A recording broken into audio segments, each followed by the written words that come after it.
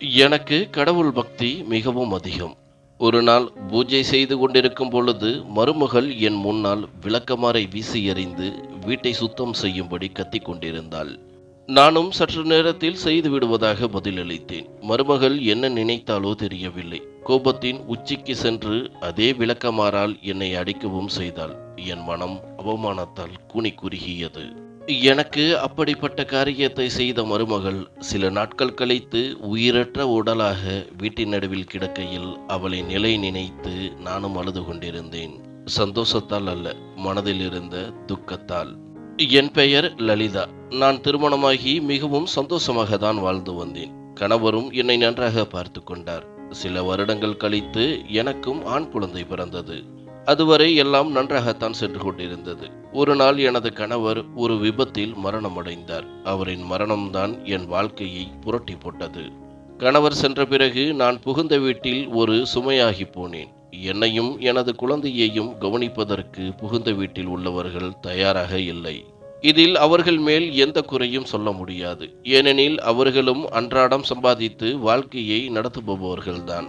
கணவருக்கென்றோ அவர்களுக்கு என்றோ எந்த சொத்தும் கிடையாது. அதை நானும் புரிந்து கொண்டேன். அவர்களுக்கு நான் சுமையாக இருக்க விரும்பவில்லை. நானும் நன்றாக யோசித்து எனது குழந்தையை அழைத்து கொண்டு எனது அண்ணனின் வீட்டிற்கு வந்து சேர்ந்தேன்.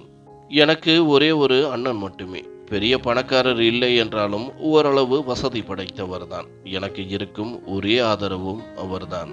நான் அனாதையாக நிற்பதை பார்த்து அண்ணனும் என்னை ஏற்றுக்கொண்டார். ஆனால் அன்னிக்குத்தான் அதில் சுத்தமாக விருப்பமில்லை.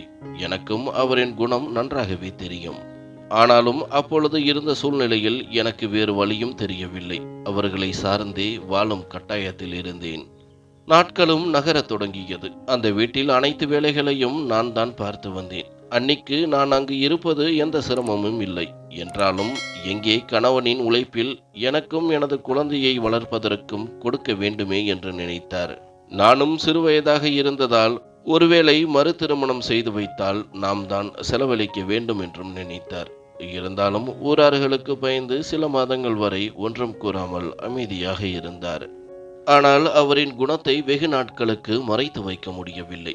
என்னை பற்றி அண்ணனிடம் அவதூறு பரப்ப ஆரம்பித்தார். அது மட்டுமல்ல, ஊரில் உள்ளவர்களிடம் என்னை பற்றி தவறான செய்திகளையும் பரப்ப செய்தார். அண்ணியின் வார்த்தையில் ஒருவித மாயாஜாலம் இருந்தது. அவர் சொன்ன அனைத்தையும் அனைவரும் நம்பவும் தொடங்கினர். ஒரு கட்டத்தில் அண்ணி என்னையையும் எனது குழந்தையையும் அந்த வீட்டிலிருந்து துரத்தி அடிக்க முடிவு செய்தார். ஆனால் அதற்கு அவர் தேர்ந்தெடுத்த வழிதான் மிகவும் மோசமாக இருந்தது. ஒரு நாள் நான் எப்பொழுதும் போல சமையலறையில் வேலை பார்த்து கொண்டிருக்க அண்ணி சில தங்க நகைகளை அவரே எடுத்து நான் தங்கியிருந்த அறையில் வைத்து விட்டார். அவர் வைத்ததை நான் பார்க்கவில்லை. பிறகு அண்ணன் வீடு திரும்பியதும் கத்தி கூச்சலிட ஆரம்பித்தார். எனது தங்க நகைகளை காணவில்லை என்று. நான் உட்பட வீட்டில் உள்ள அனைவரும் பதறிப்போனோம். அவரும் ஒவ்வொரு அறையாக தேடுவதைப் போல நடித்து கொண்டிருந்தார். அண்ணனும் பதறிப்போய் அவரோடு சேர்ந்து தேடிக்கொண்டிருந்தார். பிறகு அண்ணியும் என்னிடம் அனைத்து இடங்களிலும் தேடி முடித்து விட்டோம். ஆனால் அது கிடைக்கவில்லை. உனது அறையில்தான் இனிமேல் தேட வேண்டும் என கூற நானும் பதறி போனேன். இருந்தாலும் அனைவரின் முன்னிலையில் எதுவும் சொல்ல முடியவில்லை. பிறகு அண்ணனும் அண்ணியும் எனது அறையில் தேடும் பொழுது அந்த தங்க நகையும் கிடைத்தது.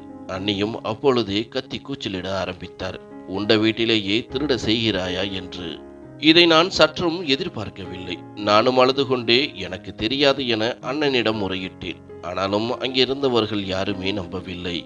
அண்ணனும் என்னிடம் கோபப்பட்டு, நான் உன்னை எவ்வளவு நம்பினேன், ஆனால் நீ இப்படி ஒரு காரியத்தை செய்வாய் என நினைக்கவில்லை.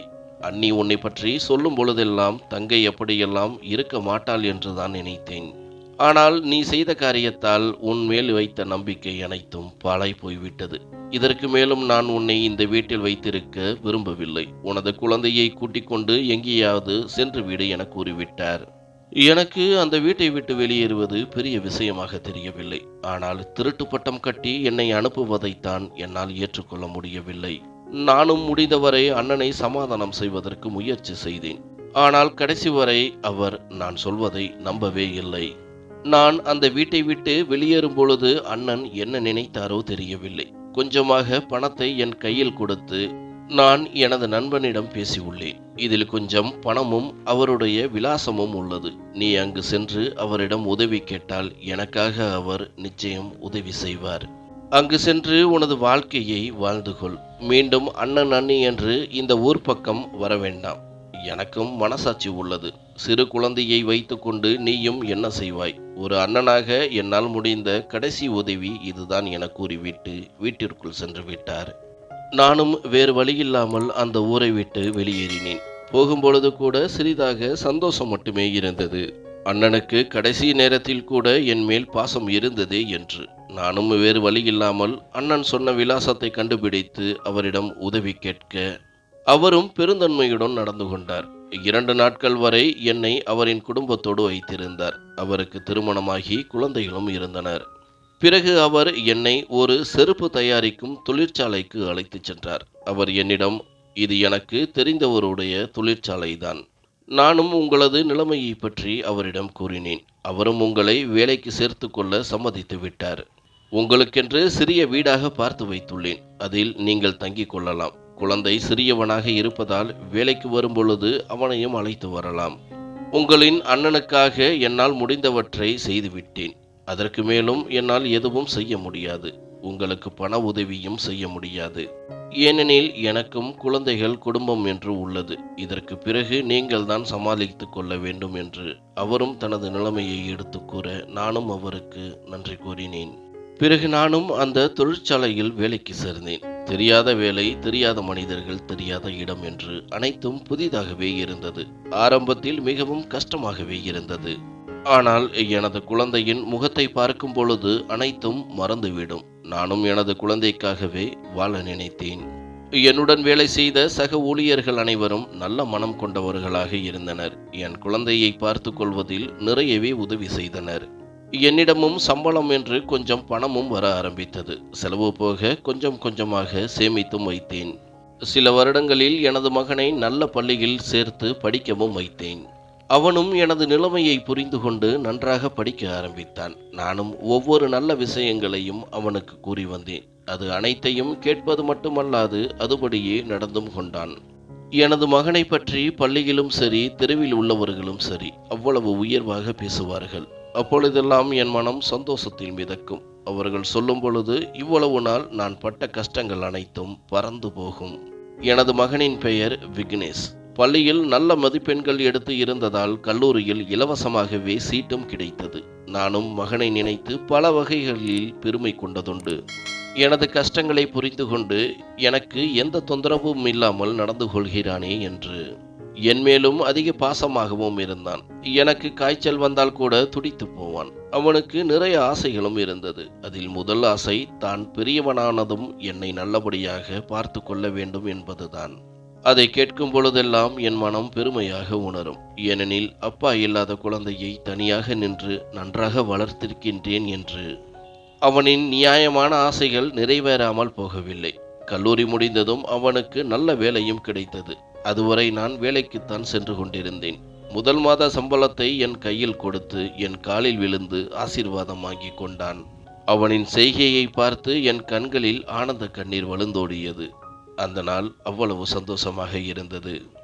என் மகனும் என்னை அதற்கு மேல் வேலைக்கு செல்ல வேண்டாம் என்று கூறினான். அவனுக்கும் நல்ல சம்பளம் என்பதால் நானும் அதன் பிறகு வேலைக்கு செல்லவில்லை. சில மாதங்கள் கழித்து இவ்வளவு நாள் நான் சேமித்த பணத்தையும் மகனின் சம்பளத்தையும் வைத்து எங்களுக்கென்று சிறிய வீட்டை ஒன்றையும் கட்டிக்கொண்டோம். எனக்கும் புதிதாக மகனுக்கு திருமணம் செய்து வைக்க வேண்டும் என்ற ஆசையும் வந்தது. அதற்காக நல்ல இடங்களில் பெண் பார்க்கவும் தொடங்கினேன். ஆனால் ஏனோ தெரியவில்லை, அவனுக்கென்று பெண் அமையவே இல்லை. ஒரு நாள் பல வருடங்கள் கழித்து அண்ணனும் அண்ணியும் என்னை தேடி வீட்டிற்கு வந்தனர். அவர்களை பார்த்து எனக்கே ஆச்சரியமாகத்தான் இருந்தது. இவ்வளவு வருடம் கழித்து எதற்காக வந்திருக்கின்றார்கள் என்று. நானும் அவர்களை வரவேற்றேன். அவர்களும் ஆச்சரியமடைந்தனர். தனியாக நின்று வாழ்க்கையில் நிமிர்ந்து நின்றதை நினைத்து. பிறகு அண்ணனும், என்னுடைய முதல் பெண்ணிற்கு திருமணம் வைத்துள்ளேன், நீ கண்டிப்பாக வர வேண்டும் என்று கூறிவிட்டு சென்றார். அண்ணனுக்கு 2 பெண் குழந்தைகள் அப்பொழுதே இருந்தது. அதில் முதல் மகளுக்குத்தான் இப்பொழுது திருமணம். நானும் என்ன செய்வதென்று புரியாமல் தவித்து நின்றேன். எனக்கு மீண்டும் கிராமத்திற்கு செல்ல விருப்பமில்லை. ஆனால் அண்ணன் கடைசியாக செய்த உதவியினால்தான் இவ்வளவு தூரம் என்னால் பயணிக்க முடிந்தது. அவர் மட்டும் அன்று உதவி செய்யவில்லை என்றால் என் வாழ்க்கை என்ன ஆகி இருக்குமோ என்று எனக்கே தெரியவில்லை. நானும் இதை பற்றி மகனிடம் கேட்க அவனும், உங்களின் கிராமத்தை நான் பார்த்ததே இல்லை, பார்த்துவிட்டு வரலாம் என்று கூற, நானும் அரைமனதாக மகனை அழைத்து கொண்டு கிராமத்திற்கு சென்றேன். எனது மகனுக்கு அந்த கிராமத்திலிருந்து நான் ஏன் வந்தேன் என்ற உண்மை தெரியாது. தெரிந்தால் அவன் துடித்து போவான். கிராமத்திற்கு சென்று பார்க்க அங்கு அனைத்துமே தலைகீழாக மாறியிருந்தது. சொல்லப்போனால் அதை கிராமம் என்று சொல்ல முடியாது. நகரத்திற்கு இணையாக அனைத்து வசதிகளும் இருந்தது. அண்ணனுக்கும் முன்பை விட அதிகமாக மரியாதையும் அங்கு இருந்தது. திருமணமும் நல்லபடியாக நடந்து முடிந்தது. அண்ணனும் மகனை நல்லபடியாக வளர்த்துள்ளாய் என பாராட்டவும் செய்தார். திருமணம் முடிந்து 2 நாட்கள் வரை அங்குதான் இருந்தோம். ஒரு நாள் என்னை தனியாக அழைத்த அண்ணன், பாரம்மா, நான் சொல்வது தவறாக கூட இருக்கலாம், ஆனால் இது எங்களின் ஆசை. நானும் உனது அண்ணியும் சேர்ந்து அதை நிறைவேற்றவும் ஆசைப்படுகிறோம். ஆனால் அதற்கு நீதான் சம்மதம் தெரிவிக்க வேண்டும் என்று கூற, நானும் புரியாமல் அண்ணனிடம் என்னவென்று கேட்டேன். அண்ணனும் என்னிடம், எனது 2வது மகளை உனது மகனுக்கு திருமணம் செய்து வைக்க ஆசைப்படுகிறோம். அவனை நீ மிகவும் நன்றாக வளர்த்திருக்கின்றாய். எனக்கு மட்டுமல்ல, உனது அன்னிக்கும் அவனை மிகவும் பிடித்திருக்கிறது. நீதான் பழைய விஷயங்களை மறந்துவிட்டு அவர்களுக்கு திருமணம் செய்து வைக்க வேண்டும். நன்றாக யோசித்து முடிவை சொல் என்றார். எனக்கு அப்பொழுது அவரிடம் என்ன பதில் சொல்ல வேண்டும் என்று தெரியவில்லை. ஏனெனில் நான் அதே வீட்டில் நிறைய கஷ்டங்களை சந்தித்திருக்கின்றேன். அது அனைத்தையும் என்னால் அவ்வளவு சீக்கிரம் மறக்க முடியாது. ஆனாலும் அண்ணனின் மேல் சிறிதாக பாசமும் இருக்கத்தான் செய்தது. அதோடு சேர்த்து அவர் எனக்காக செய்த உதவியின் நன்றியும் இருந்தது. என்ன முடிவு எடுப்பது என்று தெரியாமல் தடுமாறினேன். பிறகு 2 நாள் கழித்து எங்கள் வீட்டிற்கு வந்து விட்டோம். எனக்கும் என்ன சொல்வதென்று புரியாமல் எப்பொழுதும் அதை பற்றி யோசித்து நின்றேன். சில நாட்கள் கழித்து இதை பற்றி மகனிடம் பேசிவிடலாம் என்று முடிவெடுத்து அவனுக்காக காத்திருந்தேன். வேலையிலிருந்து வந்த அவனும் என்னிடம் சந்தோஷமாக, அம்மா, நான் உங்களிடம் ஒரு விஷயம் சொல்ல வேண்டும் என்று கூற, நானும் குழப்பமாக அவனை பார்த்தேன். பிறகு அவனாகவே பேச ஆரம்பித்தான். அம்மா, எனக்கு மாமாவின் 2வது மகளை மிகவும் பிடித்திருக்கிறது. அவளுக்கும் என்னை பிடித்திருக்கிறது என்றும் புரிந்தது. திருமண நாளிலேயே நாங்கள் இருவரும் எங்கள் மனதை பரிமாறிக்கொண்டோம். நீங்கள்தான் மாமாவிடம் பேசி அவளை திருமணம் செய்து வைக்க வேண்டும் என்று மகிழ்ச்சியுடன் கூறிக்கொண்டிருந்தான். அவன் கூறியதை கேட்டு எனக்கும் அதிர்ச்சியாகத்தான் இருந்தது. இருந்தாலும் அதை வெளிக்காட்டிக் கொள்ளவில்லை. நானும் குழப்பத்துடனேயே இருக்க, இப்படி ஒரு ஆசையை மகன் தெரிவிக்க நானும் ஒரு முடிவெடுத்து விட்டேன். கடவுளும் இதைத்தான் நாடுகிறாரோ என்று. அது மட்டுமல்லாது மகன் என்னிடம் முதல் முறையாக அவனது ஆசையை தெரிவித்துள்ளான். எனக்காக இல்லாவிட்டாலும் அவனுக்காகவாவது இந்த திருமணத்தை நடத்தி வைத்துதான் ஆக வேண்டும். நானும் சரி என்று அப்பொழுதே அவனிடம் சம்மதத்தை தெரிவிக்க அவனும் சந்தோஷமடைந்தான். அவனின் சந்தோஷத்தை பார்த்து எனக்கும் சந்தோஷம்தான். பிறகு நானும் அண்ணனிடம் எனது சம்மதத்தை தெரிவிக்க அண்ணனும் சந்தோஷமடைந்து அடுத்த சில நாட்களிலேயே நிச்சயதார்த்தம் செய்வதற்கும் ஏற்பாடு செய்தார். நிச்சயதார்த்தம் முடிந்து சில நாட்களிலேயே திருமணமும் ஏற்பாடு செய்யப்பட்டது. என் மகனும் திருமணத்திற்கான ஏற்பாடுகளை சந்தோஷமாக செய்து கொண்டிருந்தான். அவனின் ஆசைப்படியே திருமணமும் நல்லபடியாக நடந்து முடிந்தது. எனது மருமகளின் பெயர் அர்ச்சனா. அவள் பார்ப்பதற்கும் அவ்வளவு அழகாக இருந்தாள். அதனால்தான் எனது மகனுக்கும் பிடித்து போனது. வீட்டிற்கு வந்த மருமகளும் என்னையும் மகனையும் நல்லபடியாக கவனித்துக் கொண்டாள். ஆரம்பத்தில் அத்தை என்று அவ்வளவு உயிராக இருந்தாள். அடிக்கடி அப்பா அம்மாவின் நினைவு வருவதாக கூறி பிறந்த வீட்டிற்கும் சென்று வந்தாள். நானும் சரி, என் மகனும் சரி, மறுபேதும் தெரிவிக்கவில்லை. அப்படி சென்றுவிட்டு வரும்பொழுதெல்லாம் அவளின் குணத்தில் சிறிய மாற்றம் உண்டாகும். சில நேரங்களில் உடல்நிலை சரியில்லை என்று அவளது அறைக்குள்ளேயே முடங்கி கிடப்பாள். அப்பொழுதெல்லாம் வீட்டில் உள்ள அனைத்து வேலைகளையும் நான் தான் பார்த்து கொள்வேன். எனக்கு அது பெரிதாக தெரியவில்லை. ஏனெனில் இவ்வளவு நாள் வரை நான் தான் வேலைகளை பார்த்து வந்தேன். ஆனால் அவளின் நடவடிக்கைகள் நாட்கள் ஆக ஆக வித்தியாசமாக தோன்றியது. எந்த கேள்வி கேட்டாலும் சரியாக பதில் அளிப்பதில்லை. சில நேரம் கோபத்தில்தான் பதில் அளிப்பாள். சில நேரங்களில் இந்தந்த வேலைகளை செய்து விடுங்கள் என கூறிவிட்டு அறைக்குள் சென்று விடுவாள். நானும் ஒன்றும் பேச முடியாமல் அனைத்து வேலைகளையும் செய்து கொடுப்பேன். சில நேரம் எனக்கு கவலையாக இருந்தாலும் நமது மருமகள் தானே என்று நினைத்து அதை அப்படியே விட்டு விடுவேன். அவள் இதை போல என்னிடம் மட்டுமே நடந்து கொண்டாள். ஆனால் கணவனிடம் அவ்வளவு அன்பாக இருந்தாள். அவனும் அவளிடம் சந்தோஷமாகவே இருந்தான். நானும் மகனின் முகத்திற்காக அனைத்தையும் மறந்து மருமகள் சொன்னதை செய்து கொண்டிருந்தேன். சில நேரங்களில் எனக்கு வேலை செய்ய மனம் இருந்தாலும் எனது உடல்நிலை ஒத்துழைக்க மறுத்தது. இப்பொழுதெல்லாம் அடிக்கடி உடல்நிலை சரியில்லாமல் போனது. அப்பொழுதெல்லாம் மருமகள் என்னை திட்டி தீர்ப்பாள். நானும் அனைத்தையும் பொறுத்து கொண்டேன். ஒரு கட்டத்திற்கு மேல் அவளின் வார்த்தைகள் என்னை காயப்படுத்தின.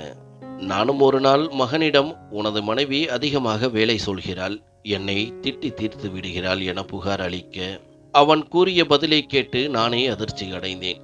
அவன் எனக்காக நின்று மனைவியிடம் கோபப்படுவான் என்றுதான் நினைத்தேன். ஆனால் அவனோ என்னிடம், அம்மா, வீட்டில் இருப்பதே நாம் மூவர்தான், இதில் என்ன வேலை அதிகமாக இருந்துவிடப் போகிறது? ஏதோ சிறு சிறு வேலைகள் சொன்னால் செய்ய வேண்டியதுதானே, அதற்காக என்னிடம் புகார் அளிக்க வேண்டுமா என கேட்க, அவனின் பதிலை கேட்டு நான் அதிர்ந்து போனேன். இதனால் வரை என் மகன் என்னிடம் எதிர்த்து பேசியது கூட கிடையாது. நான் எது சொன்னாலும் அதைத்தான் செய்வான். ஆனால் இன்று அவன் அப்படியே மாறியிருந்தான். அதற்கு காரணம் அவனது மனைவிதான். அந்த அளவிற்கு அவனை மயக்கி வைத்திருந்தாள். அதற்கு மேலும் நான் அவனிடம் எதுவும் பேசவில்லை. அந்த சம்பவத்திற்கு பிறகு வந்த நாட்கள் மிகவும் மோசமாக அமைந்தது. மருமகள் என்னிடம் தவறாக நடந்து கொள்ள ஆரம்பித்தாள். வீட்டு வேலைகள் என்று எதுவுமே பார்ப்பதில்லை. மகன் சென்றவுடன் தனது அறைக்குள் சென்று படுத்துக் கொள்வாள். சரியாக கணவன் வரும் சமயத்தில்தான் வெளியில் வருவாள். தானே சமைத்ததாக கூறி கணவனுக்கும் உணவுகளை பரிமாறுவாள். இது அனைத்தையும் நானும் மகனுக்காக பொறுத்து கொண்டேன். ஒரு கட்டத்திற்கு மேல் என்னை திட்டவும் செய்தாள். எங்களின் சந்தோஷத்திற்கு நீங்கள்தான் தடையாக உள்ளீர்கள் என்று குறை கூறுவாள். அப்பொழுதெல்லாம் எனக்கு கஷ்டமாகத்தான் இருக்கும். சில சமயம், நீங்கள் இந்த வீட்டிலிருந்து சென்றால்தான் நாங்களும் நிம்மதியாக இருக்க முடியும் என்ற வார்த்தைகளையும் உபயோகப்படுத்தினாள். சில சமயம் மகனிடம் என்னை பற்றி குறை கூறி அவனை வைத்தே என்னை கண்டிக்கவும் செய்தாள். எனக்கு அப்பொழுதெல்லாம் கவலையாகத்தான் இருக்கும். எனக்கு காய்ச்சல் வந்தால் கூட தாங்கிக் கொள்ளாத மகன் இப்பொழுது மனைவியின் பேச்சை கேட்டு என் மனம் நோகும்படி பேசுகிறானே என்று. அப்படித்தான் ஒரு நாள் நான் பூஜை செய்து கொண்டிருக்கும் பொழுது கோபத்தின் விளைவாக என் மேல் வீட்டை சுத்தம் செய்யும் விளக்கமாறை எடுத்து வீசி எறிந்தாள். எனக்கு அது அவமானமாக இருந்தது. மகன் வந்ததும் அவனிடம் இதை பற்றி கூறினேன். ஆனால் எனக்கு முன்பாகவே மருமகள் அவனிடம் வேறு மாதிரியாக கூறியிருந்தாள். மகனும் என்னிடம், அம்மா, ஏன் இப்படி நடந்து கொள்கிறீர்கள்? அவளை பிடிக்கவில்லை என்பதற்காக நீங்கள் பொய் சொல்ல வேண்டாம் என்று கோபத்துடன் கூறிவிட்டு சென்றான். அவன் கூறியதை கேட்டு நானே அதிர்ந்து போனேன். எனக்கும் புரிந்து போனது, அவன் முழுமையாக மருமகளின் பிடிக்குள் சென்று விட்டான் என்று. எனக்கும் அதற்கு மேல் ஒன்றும் பேச முடியவில்லை.